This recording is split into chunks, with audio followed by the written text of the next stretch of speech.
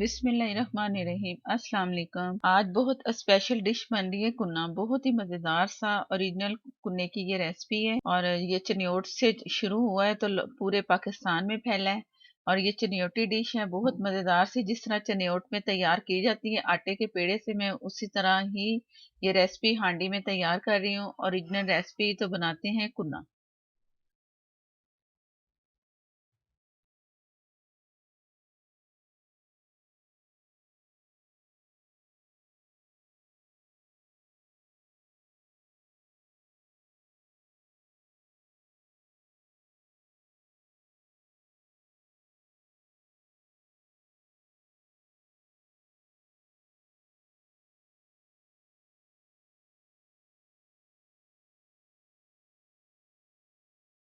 जी, तो अपनी रेसिपी शुरू करते हैं कुन्ने की। और ये प्याज मैंने लिया है, तकरीबन एक बड़ी प्याज है, चॉप कर ली ताकि जल्दी जल्दी से ये मेल्ट हो जाए।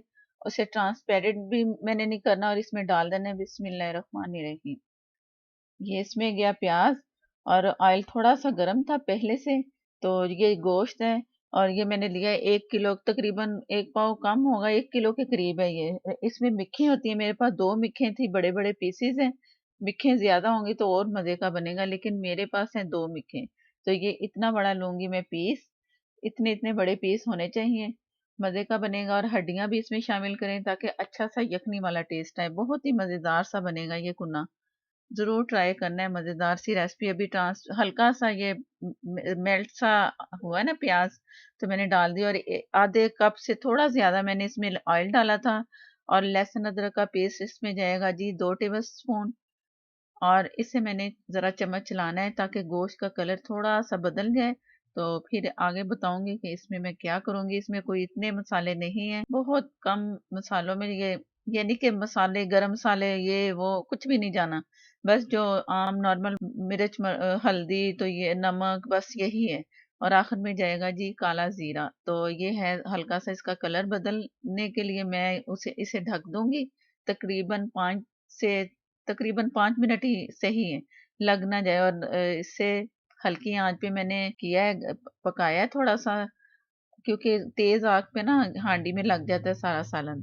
तो इस बात का ध्यान रखना है पूरे कुना बनाते हुए। क्या ये है मसाले जो इसमें जाएंगे, सिंपल से मसाले हैं। जीरा और धनिया पाउडर 2 टेबल स्पून, लाल मिर्च 1 टेबल स्पून, नमक बेजायका, और हल्दी हाफ टी स्पून, इलायची 3 अदद जो इसे इसमें नजर आ रही है इलायची, छोटी इलायची सब। ये मैं खुशबू के लिए डाल रही हूँ, वो डालते नहीं है, लेकिन हल्का सा जरा टच हमारा भी आना चाहिए पंजाब का, कि थोड़ा सा जरा चेंज हो जाए।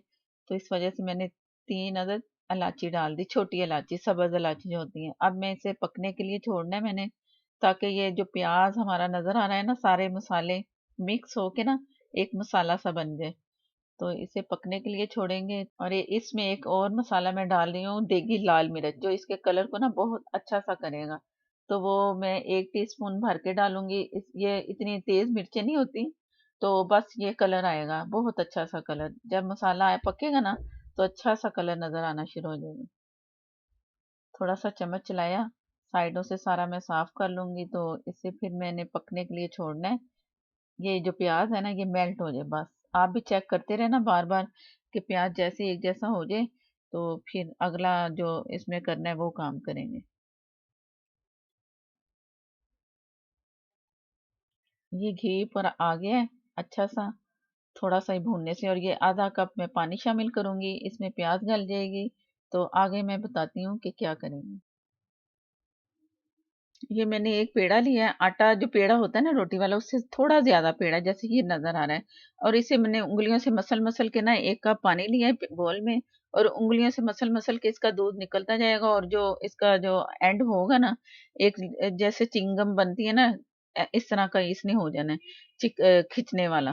तो बस वो ही हमारा दूध जो निकलेगा ना, वो इसमें काम आएगा कुन्ने में। तो इस तरह मैं करके दिखा रही हूँ।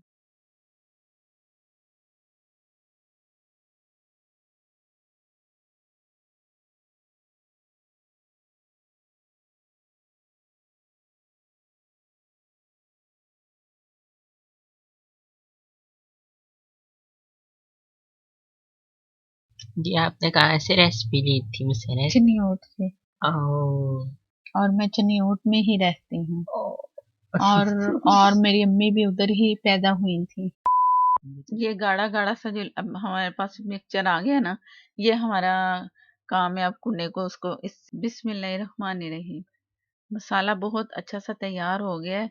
और ये हांडी भी नहीं मैंने लगने दी, इसलिए कि मैंने दम वाली आग पे इसे पकाया, और आपने पूरा कुन्ना इसी तरह पकाना। और ये मसाला सा बन गया ना जो नजर आ रहा है, बस ये काफी है, भुन भी गया है मसाला सारा अच्छा सा, खुशबू भी बहुत अच्छी सी आ रही है। और ये गया पानी। पानी इस वक्त आपने इतना डालना है कि ये जो शोरबा बचेगा ना हमारे पास गाढ़ा गाढ़ा सा बचना चाहिए। जितना, अगर आप पतला करना चाह रहे हो ना तो आप मर्जी से आप ज्यादा कर लो। ये देख लो आप कितना मैं कर रही हूँ।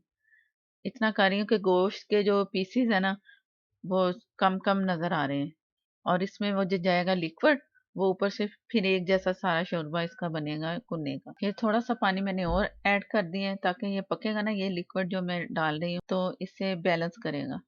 ये चम्मच चलाते जाना है और ये हिलाते जाना। अगर एकदम डाल दिया ना तो नीचे उसकी तह में भी ये लग जाता है आटा।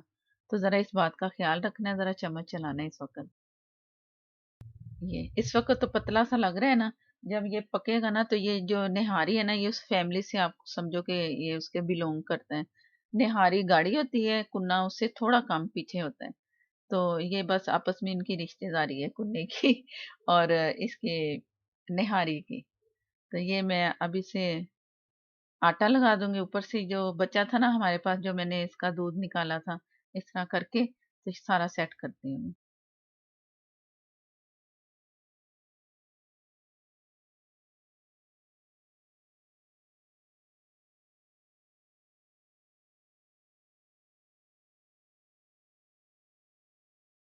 ये सारा मैंने आटा ऊपर सेट कर दिया। थोड़ा बहुत अगर रह भी गया ना तो वो लग गया, तो उसी से ये बैलेंस सही हो गया। इसमें हल्की फुल्की भाप निकलती नजर आएगी साइड से, तो वो मैं आग तेज करके जब जब ये भाप नजर आएगी ना मुझे निकलती, तो दोबारा से फिर मैंने इसे एक उबाल यानी कि दलवाना है, साइड से भाप निकलेगी। उसके बाद फिर मैंने दम वाली आग पे इसे पकने के लिए छोड़ देना है। गोश्त के हिसाब से आप देख लो कितना टाइम लगेगा। मुझे लगाया तकरीबन 1 घंटे से थोड़ा सा टाइम ऊपर था। तो चेक करते रहना 1 डेढ़ घंटे के बाद। तो ये मैं अब हटा रही हूँ इसे, कि देखती हूँ कि ये किस स्टेज पे है। अगर नहीं होगा तो दोबारा ढक देंगे, तो दोबारा गला लेंगे। या आप ये चेक कर लेना। गोश्त ज्यादा बड़ा बकरा हो ना, जैसे बकरा ईद का गोश्त होता है, तो उससे ज्यादा टाइम लगता है। पीसेस भी बड़े बड़े हैं, तो जितना पकेगा उतने अच्छे जूसेस निकलेंगे हड्डियों के, और मजेदार सा बनेगा। तो इस वजह से इस चीज का आपने ध्यान रखना है। अगर इस गले नहीं गले तो दोबारा से ही। बिस्मिल्लाहिर्रहमानिर्रहीम। अब चेक करते हैं, कलर भी आप देख लो कितना अच्छा सा आ गया। कलर ऐसा होना चाहिए। रोगन है ये बहुत अच्छा सा।